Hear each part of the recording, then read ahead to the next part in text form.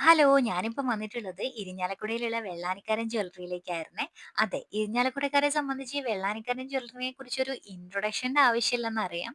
സച്ചുവിന്റെ ഉപനയനം അടുക്കാറായി. അപ്പൊ എനിക്കൊരു നെക്ലേസ് വാങ്ങണമെന്ന് ആഗ്രഹമുണ്ടായിരുന്നു. ഇവിടെ വന്ന ടൈമിൽ തന്നെ ഇവിടെ ഉണ്ടായിരുന്ന ചേച്ചി എനിക്ക് നഗാസിൽ വരുന്നതും മോഡേൺ ആയിട്ട് വിയർ ചെയ്യാൻ പറ്റുന്നതും ആയിട്ടുള്ള കുറേ കളക്ഷൻസ് എനിക്ക് കാണിച്ചു തന്നിട്ടുണ്ടായിരുന്നു. അതുപോലെ പൂത്താലി ഡിസൈൻസും ട്രഡീഷണൽ ആയിട്ട് വരുന്ന പല ഡിസൈൻസും എനിക്ക് പേര് പോലും ഓർമ്മയില്ല. ബിക്കോസ് അത്രയ്ക്ക് കളക്ഷൻസ് എനിക്ക് കാണിച്ചു തന്നിട്ടുണ്ടായിരുന്നു.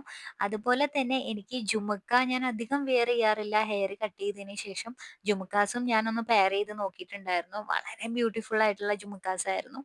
പിന്നെ ഞാൻ ഇട്ടിട്ടുള്ളത് തന്നെ 6 പവനിലും 8 പവനിലും വരുന്ന കളക്ഷൻസ് ഒക്കെ ആയിരുന്നു.